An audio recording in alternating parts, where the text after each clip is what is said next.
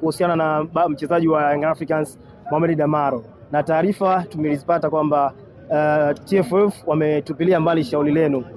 Pengine katika hili neno moja kutoka kwa mwenyekiti. Wao wametoa taarifa ya kutupilia mbali shauri. Hawakutoa taarifa walipopokea.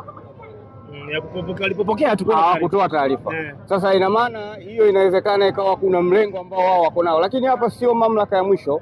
Sisi tutaendelea kufuata taratibu zilizowekwa kwa mujibu wa taratibu za shirikisho la soka duniani FIFA na shirikisho la soka Tanzania.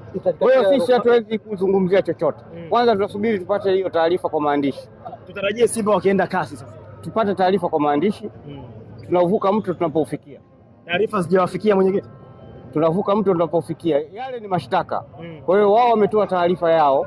Sasa sisi tunataka kuona kwamba hicho walichokiandika au uamuzi wao waliufikiaje. Kwa hiyo tutakapopata ndio tutajua nini cha kufanya. Mwenyekiti, tuko kwenye mzunguko wa pili wa ligi kuu ya Tanzania bara.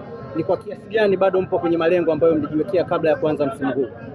Sasa hivi sisi bado hatujamaliza mechi za mzunguko wa kwanza. Kama unavyoona hii mechi ya leo tuliocheza ilikuwa ni mechi ya kiporo. Na tutacheza mechi nyingine tarehe 9 dhidi ya TRA ambayo nayo pia ni kiporo. Kwa hiyo tutakuwa tumemaliza na tumevuka kwenye kuingia sasa kwenye mechi za mzunguko wa raundi ya pili. Kwa hiyo bado ligi inaendelea, kwa maana kwamba leo inaweza kuwa kama sikosei ni mchezo wetu wa 14. Kwa hiyo bado tuna mechi nyingi za kuendelea kucheza na kukusanya point. Sisi tunaamini zaidi katika matokeo ya mpira kiwanjani na hatuwezi kukadiria kwamba tunaweza au hatutoweza kuchukua ubingwa leo hali ya kuwa bado tuna mechi 15 za kucheza. Hao ambao wanajihakikishia ubingwa kabla hawajacheza ligi yenyewe, utakuwa na mambo mengine wanayoyaamini nje ya mpira. Pengine mwenyekiti, kwenye hili la usajili wa wachezaji, kuna taarifa pia tumezisikia nje kama ambazo zilianza hizi za Damaro. Ni kweli na nyewe kuna baadhi ya wachezaji mnataka kuwafanyia huo usajili? Usajili wa vipi? Kuwabadilisha uraia, kuwapa raia wa Tanzania.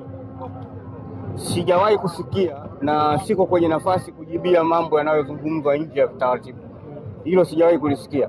Sasa hivi sisi tuna wachezaji ambao wako kamili na tutakapofikia wakati huo tutasema mchezaji gani ambaye tumempunguza, mchezaji gani ambaye tumemuongeza, na kama unavyoona wachezaji wanaoongezewa mikataba tunatoa taarifa. Sio jambo ambalo tunalifikiria. Sisi tuko zaidi kwenye kusimamia utaratibu wa nchi na mambo mengineyo. Lakini kwa walichokifanya Yanga ni sahihi, sema tu kuna baadhi ya sheria hawajazifuata. Hayo ya kwa wao, mimi siwezi kuwajibia. Shukrani sana mwenyekiti.